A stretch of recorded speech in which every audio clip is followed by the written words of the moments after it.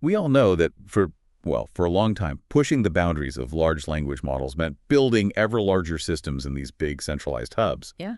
But there's a fascinating shift happening now, this idea of test-time compute scaling. Hmm. Essentially giving models more brain power during inference to think through complex problems. That's a really key development. We're seeing definite gains in reasoning when LLMs can, deliberate more at inference time, often guided by reinforcement learning. The interesting challenge, though, has been applying that powerful RL training outside those tightly controlled, GPU-rich environments. Okay, right. So that sets the stage for Intellect-2. This is being called, well, a first-of-its-kind achievement. The globally distributed reinforcement learning training of a 32 billion parameter model. That just sounds like a fundamentally different approach. It really is a significant departure from the norm, yeah. Intellect-2 demonstrates that you don't necessarily need like a monolithic supercomputer for intensive RL training. They've shown it's possible using asynchronous RL and critically across a dynamic network of globally distributed contributors. So it's less about one central powerhouse and more about harnessing a kind of collective compute. Hmm? And to do this, they had to create a whole new toolkit, right? Things like PrimeRL, SHARDCAST, and TOPLOC. That's correct. Yeah, they developed this suite of open source infrastructure components specifically for this decentralized model. PrimeRL is their framework for distributed asynchronous RL. It's designed to manage the complexities of training across a network like that. SHARDCAST tackles the problem of efficiently delivering model updates, those weights, to a global array of inference workers. And crucially, TOPLOC provides a way to ensure the reliability of the inference being performed on hardware that might not be, fully trusted. Trustless inference, that seems absolutely critical. If you're relying on this big distributed network, how do you know the computations are accurate? So that's TOPLOC. Indeed. TOPLOC uses a method called locality-sensitive hashing. It creates these cryptographic commitments to the model's internal workings during inference. These proofs can then be checked pretty quickly by trusted validators, confirming the inference was done correctly, even on potentially less reliable machines. Okay, and SHARDCAST sounds like quite a feat of engineering itself. How do you efficiently distribute these massive model files across, potentially huge distances to lots of different contributors? SHARDCAST works a bit like a CDN, a content delivery network. It uses relay servers to push the model weights broken into smaller pieces, or shards from the central training servers out to the inference workers. This sharding, plus a kind of streaming approach, minimizes delays. Workers can actually start downloading before the entire model is even available. They also built in some smart server selection based on expected speed, trying to optimize the whole process. Interesting. So these distributed inference workers, they generate the data, the rollouts, that then feed back into the training. And this is all orchestrated by the PrimeRL framework. How does PrimeRL actually handle the inherent delays and the variability you'd expect in a global network? Well, PrimeRL is specifically architected to separate the main processes. You've got generating new data, the rollouts, then updating the model, the training step, and finally distributing the updated model, the weight broadcasting. This asynchronous design means that, for instance, model updates can happen on the more stable parts of the network while new data is being created independently somewhere else. That separation reduces the need for constant synchronization and really helps mitigate the impact of network latency.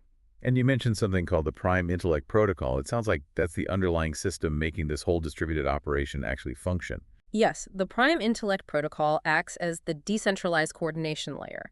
It manages the network of participating nodes, how they join, how they're discovered, monitoring their health. It also handles how tasks are assigned and executed.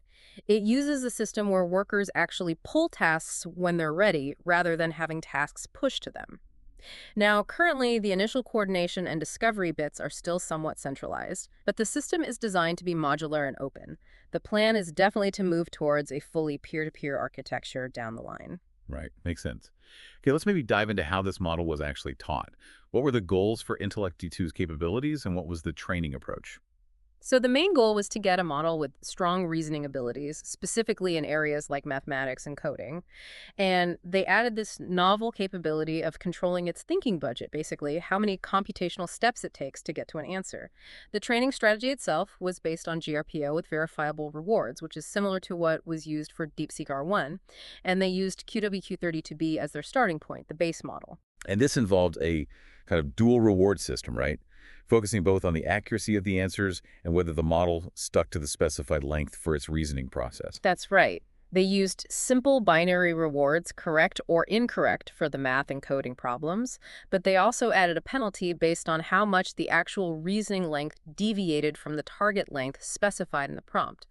So it encourages the model not just to find the solution, but also to follow instructions about its thought process, its length.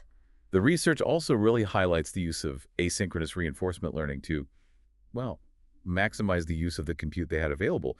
They even ran experiments, didn't they, to see how much asynchronicity the training could handle before performance started to drop.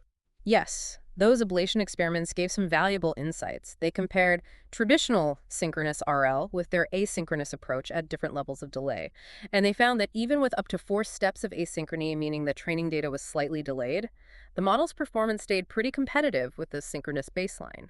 It suggests that training with slightly stale data doesn't significantly hurt learning, at least not in this kind of distributed setup. They also seemed to really emphasize how critical it was to carefully select the data used for training, both before starting and during the process, too. It sounds like focusing on the right level of challenging problems was key for getting good results. Absolutely. They found that filtering out problems that were either too easy or maybe too hard for their base model led to much faster progress during the RL training phase. And they also implemented online data filtering to make sure they were prioritizing training examples that provided a strong learning signal, specifically for the GRPO algorithm. Now, it wasn't all smooth sailing.